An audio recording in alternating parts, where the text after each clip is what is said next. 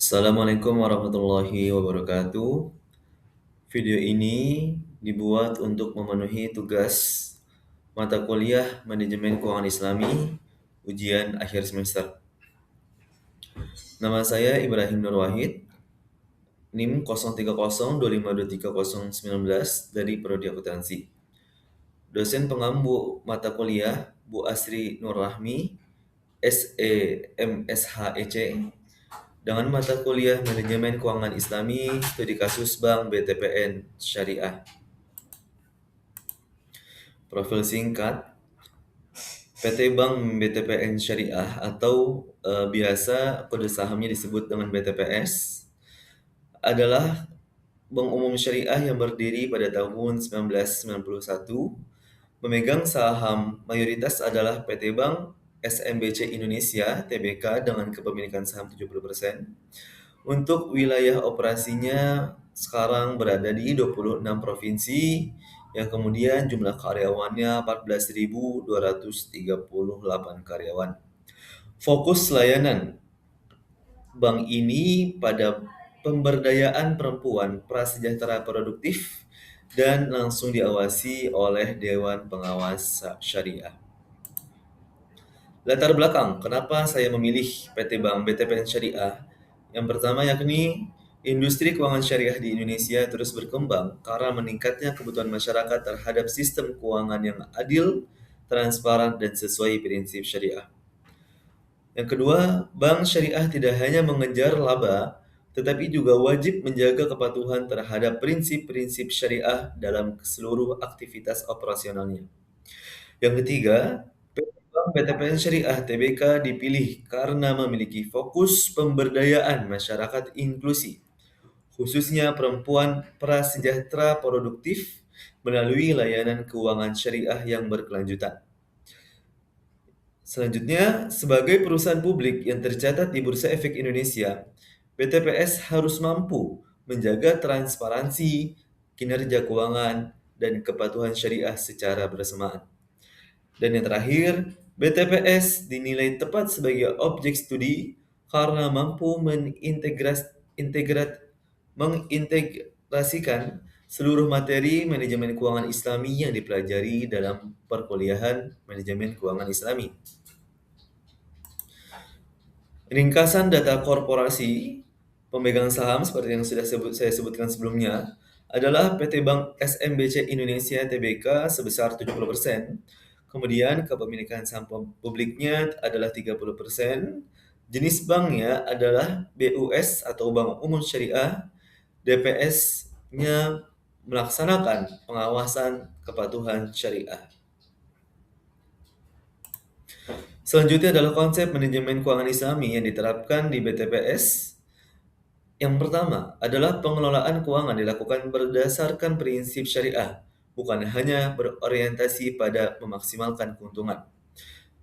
Yang kedua, seluruh aktivitas penghimpunan dana, pembiayaan, investasi, dan pengelolaan aset dilakukan melalui mekanisme halal, adil, transparan, serta bebas dari riba, gharar, dan maisir. Yang ketiga, sistem keuangan menggunakan konsep profit and loss sharing ataupun bagi hasil dan risk sharing, bukan sistem bunga. Yang keempat, pengelolaan dana masyarakat dilaksanakan secara amanah dengan menerapkan tata kelola perusahaan yang baik atau yang biasa disebut good corporate governance. Dan yang terakhir, tujuan akhirnya bukan hanya memperoleh profit, tetapi juga menciptakan kemaslahatan dan kesejahteraan ataupun maqasid syariah. Selanjutnya adalah portofolio pembiayaan, laporan keuangan yang dikeluarkan pada tahun 2025, yakni BTPS per 2025 menunjukkan dominasi akad jual beli ataupun murabahah dengan komposisi nilai berikut. Catatan penting, BTPS mulai mengalihkan sebagian portofolio ke akad bagi hasil atau yang biasa disebut musyarakah, mudharabah sebagai diversifikasi. Aset murabahahnya adalah sebesar 8,31 triliun. Ini adalah pembiayaan terbesar, tetap menjadi pilar portofolio. Musyarakah sebesar 963 miliar, ini meningkat hampir 82%, menunjukkan pergeseran ke risk sharing. Dan mudorobah 200 miliar, sekitar 200 miliar mulai digunakan pada 2025 sebagai produk bagi hasil. Dan qard 97 juta, ini adalah nilai terkecil, digunakan untuk bantuan sosial ataupun likuiditas kecil.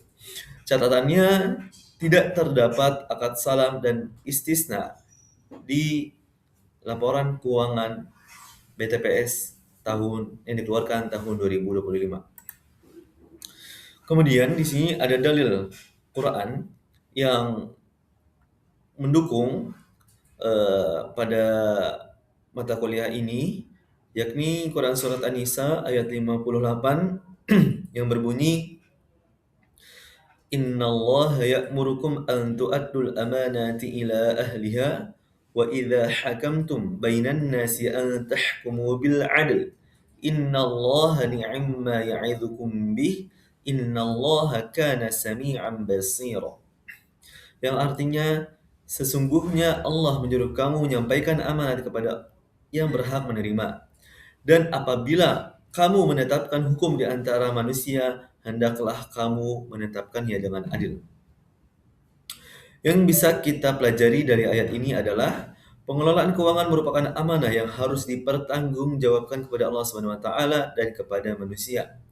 Yang kedua, bank syariah wajib mengelola dana secara adil, transparan, profesional, dan bertanggung jawab.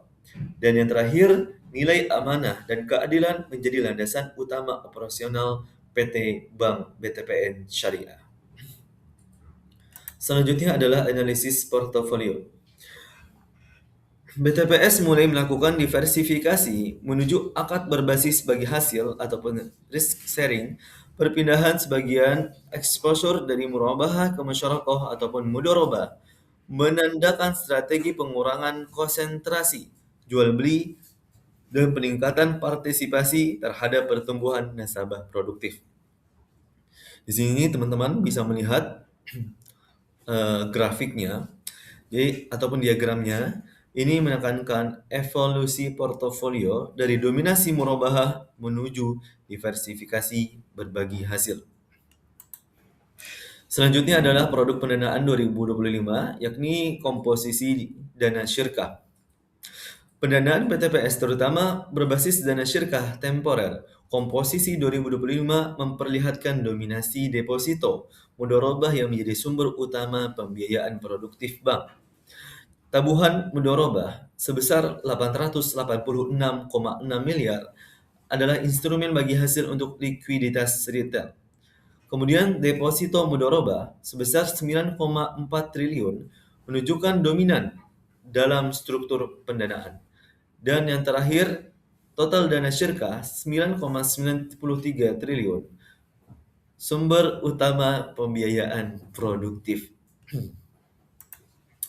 Selanjutnya adalah kinerja keuangan 2025 menjadi indikator utama.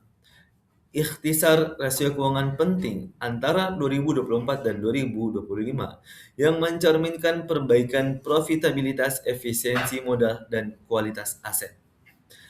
Jadi di sini bisa dilihat perubahan antara 2024 dan 2025. Mulai dari ROA, ROE, CAR, BOPO, dan FDR, dan begitu juga dengan MPF gross, terdapat perbedaan yang lumayan signifikan.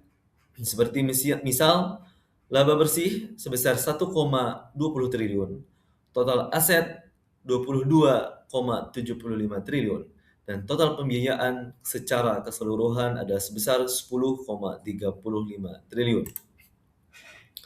Selanjutnya adalah analisis kinerja dan interpretasi. Teman-teman di sini bisa lihat yang ditunjukkan di layar. Selanjutnya adalah resiko dan mitigasi. Ringkasan kondisi risiko utama per 2025 dan langkah mitigasi yang diambil BTPS untuk menjaga kesehatan finansial dan kepatuhan syariah. Pembiayaan NPF sebesar 2,59%. Mitigasi prudential financing, penajaman proses kredit dan monitoring portofolio. Kemudian likuiditas bisa dilihat FDR 84,79%. Ini mitigasi pengelolaan dana syirkah, diversifikasi sumber pendanaan. Permodalan CAR 57,70%. Mitigasi menjaga rasio modal tinggi sebagai buffer terhadap risiko. Dan yang terakhir, operasional dan kepatuhan. Mitigasi digitalisasi proses, penguatan internal kontrol, dan pengawasan DPS. Kesimpulannya, semua resiko utama berada pada kategori sehat berkat mitigasi yang konsisten. Kemudian adalah posisi di pasaran modal syariah. BTPS tercatat sebagai emiten syariah dengan kode BTPS. Di Bursa Efek Indonesia, Fundamental 2025 menegaskan posisi kuat bagi investor. Laba meningkat, ROA dan ROE naik, NPF turun, dan CAR sangat tinggi. Semua menunjang nilai investasi bagi pemegang saham yang mencari kepatuhan syariah dan transparansi laporan keuangan. Kesimpulannya, analisis BTPS laporan keuangan BTPS 2025 menunjukkan pembiayaan masih didominasi murabahah, pendanaan didominasi deposito mudorobah, profitabilitas meningkat, kualitas pembiayaan membaik, struktur modal sangat kuat, resiko terkendali melalui prudent financing dan komitmen berkelanjutan pada pemberdayaan masyarakat. Menjadikan BTPS contoh implementasi manajemen keuangan Islami yang efektif. Kemudian kesimpulan juga keuangannya laba berada di 1,20 triliun, aset di 22,75 triliun dan pembiayaan di angka 10,35 triliun. Strateginya adalah diversifikasi keangkat bagi hasil dan penguatan pendanaan syirkah. Tanggung jawab sosialnya mereka lebih difokuskan atau terfokuskan pada fokus pemberdayaan perempuan prasejahtera produktif. Terakhir, opini saya pribadi, menurut saya PT Bank BTPN Syariah Tbk telah menerapkan prinsip manajemen keuangan Islami dengan baik melalui penggunaan akad syariah, sistem bagian hasil, dan pengelolaan dana yang sesuai dengan prinsip syariah. Hal ini dibuktikan dengan kinerja keuangan yang sehat, kepatuhan terhadap syariah, serta komitmen perusahaan dalam memberdayakan masyarakat, sehingga mampu menciptakan keseimbangan antara profit dan kemaslahatan. Sekian video yang dapat saya tampilkan pada kali ini. Kurang lebihnya mohon maaf. Wassalamualaikum warahmatullahi wabarakatuh.